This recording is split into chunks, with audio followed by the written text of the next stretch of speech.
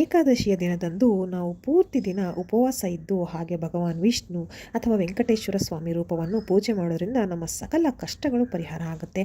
ಹಾಗೆ ಈ ಜನ್ಮದ್ದು ಮಾತ್ರ ಅಲ್ಲದೆ ನಮ್ಮ ಹಿಂದಿನ ಜನ್ಮದಲ್ಲಿ ಏನು ನಾವು ಪಾಪಕರ್ಮಗಳನ್ನು ಮಾಡಿರ್ತೀವಿ ಅದಕ್ಕೂ ಕೂಡ ಪರಿಹಾರ ಸಿಕ್ಕತ್ತೆ. ಹಾಗೆ ಆ ಒಂದು ಕರ್ಮ ಕೂಡ ಸವಿತಾ ಬರುತ್ತೆ ಅಂತ ಹೇಳಲಾಗುತ್ತೆ. ಅದಲ್ಲದೆ ಇನ್ನೂ ಬೇಕಾದಷ್ಟು ನಮ್ಮ ದಿನನಿತ್ಯದ ಸಮಸ್ಯೆಗಳಿಗೆ ಒಂದು ಪರಿಹಾರ ಸಿಕ್ಕ ಹಾಗೆ ಆಗುತ್ತೆ. ಆದರೆ ಈ ಒಂದು ಏಕಾದಶಿ ಅಂತ ಹೇಳೋದು ಒಂದೊಂದು ಏಕಾದಶಿ ಒಂದೊಂದು ರೀತಿಯಲ್ಲಿ ಒಂದೊಂದು ಕಷ್ಟಗಳಿಗೆ ಪರಿಹಾರವನ್ನು ನೀಡೋದಕ್ಕೆ ಬರುತ್ತೆ ಅಂತ ಹಿರಿಯರು ಹೇಳ್ತಾರೆ. ಹಾಗೆ ಈ ಸಲಿ ಅಂದರೆ ಜನವರಿ 14 ಅಂದರೆ ನಾಳೆ ಏಕಾದಶಿ ಇದೆ. ಈ ಸಲ ಬಂದಿರುವಂಥದ್ದು ಷಟ್ತಿಲ ಏಕಾದಶಿ ಅಂತ. ಷಟ್ತಿಲ ಏಕಾದಶಿ ಅಂದರೆ ಏನು, ಅದನ್ನು ಹೇಗೆ ಆಚರಣೆ ಮಾಡಬೇಕು, ಹಾಗೆ ಅದರಿಂದ ನಮಗೆ ಏನೆಲ್ಲ ಪ್ರಯೋಜನಗಳಾಗುತ್ತೆ, ನಮ್ಮ ಜೀವನದಲ್ಲಿ ಹೇಗೆ ಸಂಕಷ್ಟಗಳು ಬಗೆಹರಿಯುತ್ತೆ ಈ ಒಂದು ಏಕಾದಶಿ ಆಚರಣೆಯಿಂದ ಎನ್ನುವುದನ್ನು ಪೂರ್ತಿಯಾಗಿ ಈ ವಿಡಿಯೋದಲ್ಲಿ ತಿಳಿಸ್ತಾ ಹೋಗ್ತೀನಿ. ವಿಡಿಯೋನ ಎಲ್ಲೂ ಸ್ಕಿಪ್ ಮಾಡದೆ ಕೊನೆ ತನಕ ಪೂರ್ತಿಯಾಗಿ ನೋಡ್ತಾ ಹೋಗಿ. ಹಾಗೆ ಈ ವಿಡಿಯೋ ನಿಮಗೆ ಇಷ್ಟ ಆಯಿತು ಅಂತ ಹೇಳಿದ್ರೆ ನನ್ನ ಚಾನಲನ್ನು ದಯವಿಟ್ಟು ಸಬ್ಸ್ಕ್ರೈಬ್ ಮಾಡ್ಕೊಳ್ಳಿ. ವಿಡಿಯೋಗೆ ಒಂದು ಲೈಕ್ ಕೊಡೋದನ್ನು ಖಂಡಿತ ಮರಿಬೇಡಿ. ನಾಳೆ ಇರುವಂಥ ಷಟ್ತಿಲ ಏಕಾದಶಿಯ ಬಗ್ಗೆ ತಿಳಿದುಕೊಳ್ಳೋಣ. ಹಾಗೆ ಅದು ಎಷ್ಟೊತ್ತಿಗೆ ಶುರುವಾಗುತ್ತೆ, ಎಷ್ಟೊತ್ತಿಗೆ ಕೊನೆಗೊಳ್ಳುತ್ತೆ ಅನ್ನೋದನ್ನು ಕೂಡ ನಾನು ಈಗ ಹೇಳ್ತಾ ಹೋಗ್ತೀನಿ.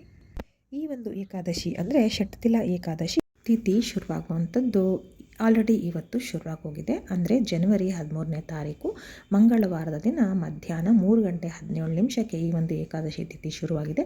ಹಾಗೆ ಇದು ಮುಕ್ತಾಯಗೊಳ್ಳುವಂಥದ್ದು ನಾಳೆ ಅಂದರೆ ಜನವರಿ 14ನೇ ತಾರೀಕು ಸಂಜೆ 5:52 ಇದು ಏಕಾದಶಿ ತಿಥಿ ಮುಕ್ತಾಯಗೊಳ್ಳುತ್ತೆ.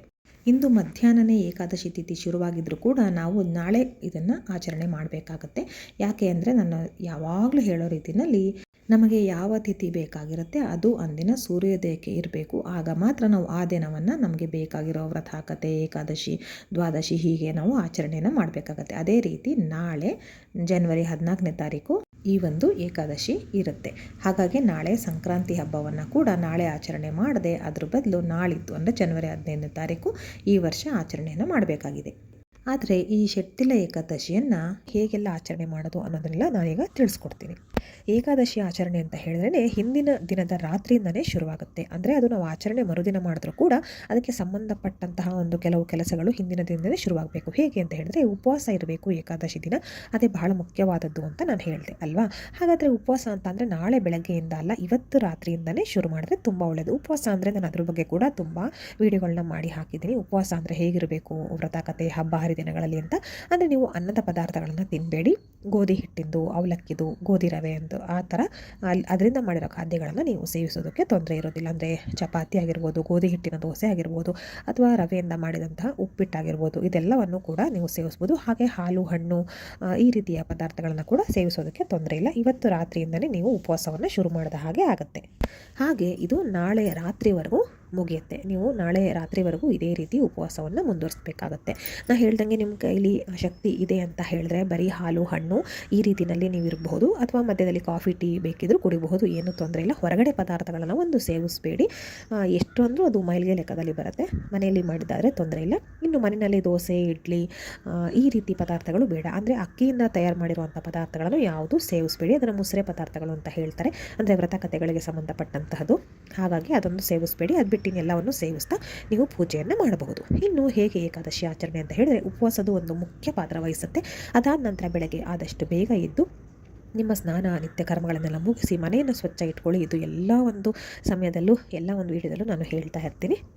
ಆ ನಂತರ ನೀವು ವಿಷ್ಣು ದೇವರು, ವಿಷ್ಣು ಭಗವಾನ್ ಫೋಟೋ ಇರುತ್ತೆ ಅಥವಾ ವೆಂಕಟೇಶ್ವರ ಸ್ವಾಮಿ ಫೋಟೋ ಇರುತ್ತೆ.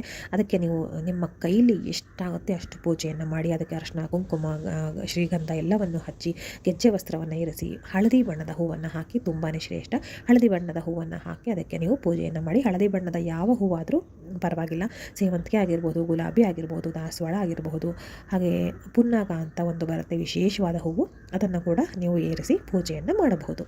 ದೇವರ ಫೋಟೋದ ಮುಂದೆ ನೀವು ತುಪ್ಪದ ದೀಪವನ್ನು ಹಚ್ಚಬೇಕಾಗತ್ತೆ. ನೆನ್ಪಿಟ್ಕೊಳ್ಳಿ, ಯಾವುದೇ ಕಾರಣಕ್ಕೂ ನೀವು ಬೇರೆ ಅಂದರೆ ಎಣ್ಣೆ ಆಗಿರ್ಬೋದು ಅಥವಾ ಅದರಲ್ಲೇ ಎಣ್ಣೆಯಲ್ಲೇ ಬೇರೆ ಬೇರೆ ವಿಧದ ಎಣ್ಣೆಗಳಿರುತ್ತೆ, ಅದನ್ನು ಬಳಸಿ ದೀಪವನ್ನು ಹಚ್ಚಬೇಡಿ. ಈ ಒಂದು ಏಕಾದಶಿಯ ಆಚರಣೆಯ ದಿನ ತುಪ್ಪದ ದೀಪವನ್ನು ಹಚ್ಚಬೇಕಾಗತ್ತೆ. ಅದರಲ್ಲೂ ಕೂಡ ನೀವು ವಿಷ್ಣು ಭಗವಾನ್ನ ಪೂಜೆ ಮಾಡೋದಾದರೂ ಕೂಡ ನೀವು ಏನಂತಾರೆ ಲಕ್ಷ್ಮೀ ದೇವಿನ ಕೂಡ ಪೂಜೆ ಮಾಡಬೇಕಾಗತ್ತೆ.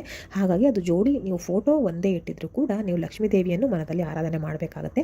ಹಾಗಾಗಿ ಜೋಡಿ ತುಪ್ಪದ ದೀಪವನ್ನೇ ಹಚ್ಚಬೇಕಾಗತ್ತೆ. ಆಗ ಮಾತ್ರ ನಿಮಗೆ ಫಲ.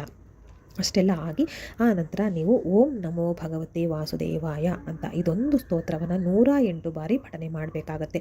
ಇದು ಯಾವಾಗ ಅಂತ ಹೇಳಿದ್ರೆ ನಾಳೆ ಬೆಳಗ್ಗೆ. ಇನ್ನು ಕೆಲವರಿಗೆ ಅಕಸ್ಮಾತ್ ಆಗಲೇ ಇಲ್ಲ ಬೆಳಗ್ಗೆ ಅಂತ ಹೇಳಿದ್ರೆ ನೀವು ರೆಗ್ಯುಲರ್ ಪೂಜೆ ಏನಿರುತ್ತೆ ಅದನ್ನು ಮಾಡಿ ಮುಗಿಸಿ ನಿಮ್ಮ ಕೆಲಸಗಳಿಗೆ ಹೋಗ್ಬೋದು.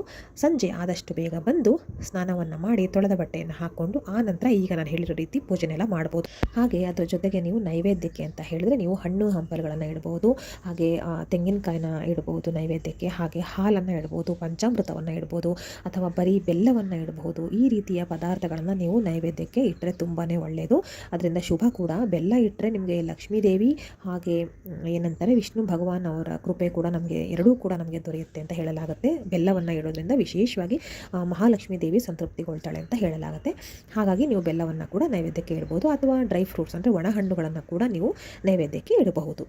ನೀವು ಪೂಜೆಯನ್ನೆಲ್ಲ ಮಾಡಿ ನೀವು ಕೊನೆಯಲ್ಲಿ ಆರತಿ ಎತ್ತೋದನ್ನು ಖಂಡಿತ ಮರಿಬೇಡಿ, ಅದೊಂದು ನೆನಪಿಟ್ಕೊಳ್ಳಿ. ಆಮೇಲೆ ಇನ್ನೊಂದಂದರೆ ನೀವು ಏನು ನೈವೇದ್ಯಕ್ಕೆ ಇಡ್ತೀರಾ ಅದಕ್ಕೆಲ್ಲವನ್ನು ತುಳಸಿಯನ್ನು ಹಾಕಿ ಮೇಲೆ ಆ ನಂತರ ನೀವು ನೈವೇದ್ಯಕ್ಕೆ ಇಡಬೇಕಾಗತ್ತೆ. ಆಗ ಮಾತ್ರ ಅದು ದೇವರಿಗೆ ಸಮರ್ಪಿತಗೊಳ್ಳುತ್ತೆ ಅಂತ ಹೇಳಲಾಗುತ್ತೆ.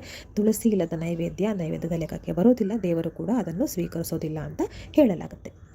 ಈಗ ಷಟ್ತಿಲ ಏಕಾದಶಿಯ ಅರ್ಥ ಏನು ಅಂತ ತಿಳ್ಕೊಳ್ಳೋಣ. ಷಟ್ ಅಂತ ಹೇಳಿದ್ರೆ 6 ಅಂತ ಅರ್ಥ, ತಿಲ ಅಂದರೆ ಎಳ್ಳು ಅಂತ ಅರ್ಥ. ಹಾಗಾಗಿ ಈ ಒಂದು ಏಕಾದಶಿ ಅಂದರೆ ನಾಳೆ ಬರುವಂತಹ ಷಟ್ತಿಲ ಏಕಾದಶಿ ಕಪ್ಪು ಎಳ್ಳಿನ ಮಹತ್ವ ಹೆಚ್ಚಿಗೆ ಇರುತ್ತೆ. ಹಾಗಾದರೆ ಆ ಒಂದು ಎಳ್ಳನ್ನು ಹೇಗೆಲ್ಲ ನಾವು ಉಪಯೋಗ ಮಾಡಬೇಕು ಅನ್ನೋದನ್ನು ಹೇಳೋದಾದರೆ ಈ ಷಟ್ ತಿಲ ಅಂದರೆ 6 ತಿಲ ಎಳ್ಳನ್ನು 6 ರೀತಿಯಲ್ಲಿ ನೀವು ಉಪಯೋಗ ಮಾಡಬೇಕಾಗುತ್ತೆ ಅಂತ ಇದರ ಅರ್ಥ ಆಗುತ್ತೆ. ಹಾಗಾದರೆ ಹೇಗೆಲ್ಲ ಉಪಯೋಗ ಮಾಡೋದು ಅಂತ ಹೇಳಿದ್ರೆ, ಮೊದಲನೇದಾಗಿ ನೀವು ಎಳ್ಳನ್ನು ಯಾವ ರೀತಿ ಬೆಳೆಸಬೇಕಂತ ಹೇಳಿದ್ರೆ, ಅದಕ್ಕೂ ಮುಂಚೆ ಇನ್ನೊಂದು ವಿಷಯ ಹೇಳ್ತೀನಿ. ನೀವು ಕಪ್ಪು ಎಳ್ಳನ್ನೇ ಬಳಸಬೇಕಾಗತ್ತೆ, ಅದೊಂದು ನೆನಪಿಟ್ಕೊಳ್ಳಿ. ಬಿಳಿ ಎಳ್ಳು ಒಂದು ಅದಕ್ಕೆ ಏನಂತಾರೆ ಶ್ರೇಷ್ಠತೆ ಅನ್ನೋದು ಇರೋದಿಲ್ಲ, ಅದು ಕೇವಲ ಆಹಾರಗಳಿಗೆ ಮಾತ್ರ ನಾವು ಬಳಸಬೇಕಾಗತ್ತೆ. ಇಲ್ಲಿ ನೀವು ಪೂಜೆಗಳಿಗೆಲ್ಲ ಕಪ್ಪು ಎಳ್ಳೆ ಶ್ರೇಷ್ಠ. ಈಗ ನಾನು ಹೇಳಿದೆ ಎಳ್ಳನ್ನು 6 ರೀತಿಯಲ್ಲಿ ಉಪಯೋಗ ಮಾಡಬೇಕಾಗತ್ತೆ. ನಾಳೆ ಏಕಾದಶಿಯ ಮಹತ್ವವೇ ಅದು ಷಟ್ತಿಲ ಏಕಾದಶಿ ಅಂತ. ಹಾಗಾದರೆ ಕಪ್ಪು ಎಳ್ಳನ್ನು ಹೇಗೆ 6 ಬಗೆಯಲ್ಲಿ ನಾವು ಉಪಯೋಗಿಸ್ಕೊಳ್ಳೋದು ಅಂತಾದರೆ, ಮೊದಲಿಗೆ ನೀವು ನಾಳೆ ಸ್ನಾನ ಮಾಡೋಕ್ಕೂ ಮೊದಲು ನೀವು ಸ್ವಲ್ಪ ಎಣ್ಣೆನ ಬಿಸಿ ಮಾಡಿ, ಅಂದರೆ ಕಪ್ಪು ಎಳ್ಳನ್ನು ಹಾಕಿ ಎಣ್ಣೆನ ಬಿಸಿ ಮಾಡಿ ಆ ಎಣ್ಣೆನ ನೀವು ಸ್ವಲ್ಪ ಮೈಗೆ ಹಚ್ಕೊಳ್ಬೇಕಾಗತ್ತೆ ಸ್ನಾನಕ್ಕೂ ಮೊದಲು, ಅಥವಾ ಸ್ವಲ್ಪ ನೆತ್ತಿಗೂ ಕೂಡ ಹಾಕ್ಕೊಂಡ್ರೆ ತುಂಬ ಒಳ್ಳೆಯದು.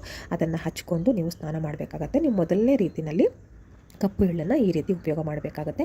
ಇನ್ನು ಎರಡನೇ ರೀತಿ ಅಂತ ಹೇಳಿದ್ರೆ, ನೀವು ಸ್ನಾನ ಮಾಡೋ ನೀರಿಗೆ ಒಂದು ಸ್ವಲ್ಪ ಕಪ್ಪು ಎಳ್ಳನ್ನು ಹಾಕ್ಕೊಳ್ಬೇಕಾಗತ್ತೆ, ನೆನಪಿಟ್ಕೊಳ್ಳಿ.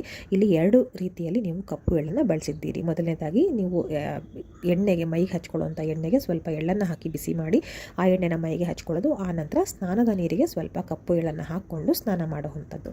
ಇವೆರಡಾಯಿತು. ಇನ್ನು ಮುಂದೆ ಅಂತ ಹೇಳಿದ್ರೆ, ನೀವು ಸ್ನಾನ ಎಲ್ಲ ಮಾಡಿದ ನಂತರ ದೇವ್ರ ಮುಂದೆ ಸ್ವಲ್ಪ ಕಪ್ಪು ಎಳ್ಳನ್ನು ಇಟ್ಟು ಆ ನಂತರ ಅದನ್ನು ದಾನಕ್ಕಾಗಿ ನೀವು ಬಳಸಬೇಕಾಗತ್ತೆ.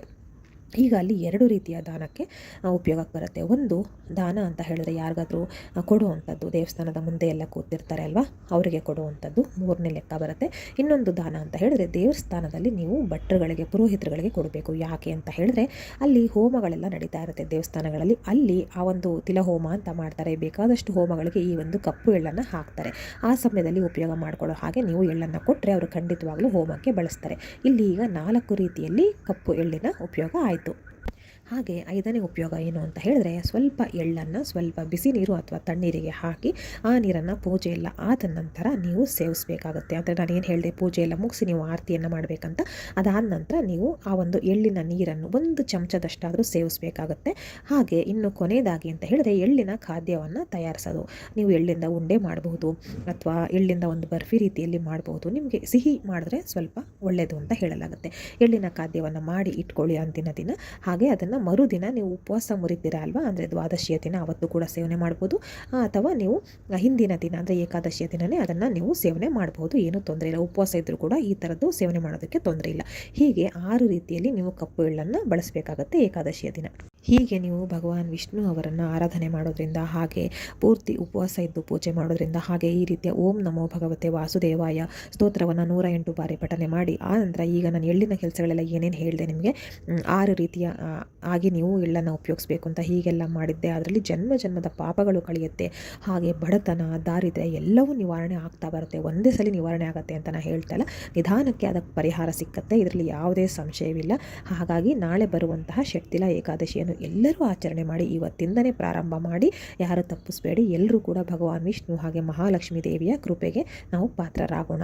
ಏನಂತೀರಾ? ಮತ್ತೆ ಮುಂದಿನ ವಿಡಿಯೋದಲ್ಲಿ ಸಿಗ್ತೀನಿ. ಈ ಮಾಹಿತಿ ಯಾರಿಗಾದರೂ ಅವಶ್ಯಕತೆ ಇದೆ ಅಂತ ಅನಿಸಿದ್ರೆ ಖಂಡಿತ ಅವರೊಂದಿಗೆ ಈ ಒಂದು ವಿಡಿಯೋ ವಿಡಿಯೋನ ಶೇರ್ ಮಾಡಿ. ಮತ್ತೆ ಮುಂದಿನ ವಿಡಿಯೋದಲ್ಲಿ ಸಿಗ್ತೀನಿ. ಎಲ್ರಿಗೂ ಒಳ್ಳೆಯದಾಗಲಿ. ಧನ್ಯವಾದಗಳು.